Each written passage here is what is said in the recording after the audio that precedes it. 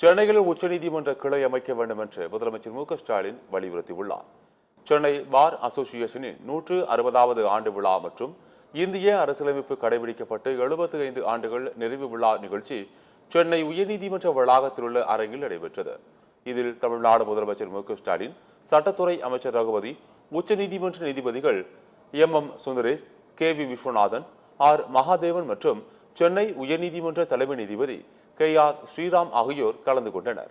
விழாவில் பேசிய முதலமைச்சர், அரசமைப்பின் முக்கிய விஷயமான கூட்டாட்சி தத்துவம் பாதிக்கப்பட்டு வருவதாகவும், அரசமைப்பை பாதுகாப்பதில் சென்னை உயர்நீதிமன்றம் சிறந்த பங்களிப்பை அளித்து வருகிறது எனவும் கூறினார். தென் மாநில மக்கள் மற்றும் வழக்கறிஞர்கள் பயன்பெறும் வகையில் உச்சநீதிமன்ற கிளையை சென்னையில் அமைக்க வேண்டும் என்று முதலமைச்சர் ஸ்டாலின் தெரிவித்தார். இந்தியாவிலேயே தலை சிறந்த பாரம்பரியம் கொண்டது நம்முடைய சென்னை உயர்நீதிமன்றம்.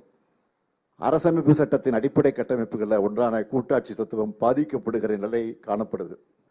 அரசமைப்பு சட்டத்தோட ஆளுமையை உறுதி செய்யறதுல, மாநிலங்களுடைய உரிமைகளை பாதுகாக்கிறதுல நீதித்துறை தொடர்ந்து முக்கிய பங்கு வகிக்கிறது. உச்ச நீதிமன்றத்தோட கிளையை சென்னையில் அமைச்சா தென் மாநில மக்களுக்கும் வழக்கறிஞர்களுக்கும் மிகுந்த பயனுடையதாக இருக்கும் என்பதை மீண்டும் இந்த நேரத்தில் நான் நினைவுபடுத்த விரும்புகிறேன்.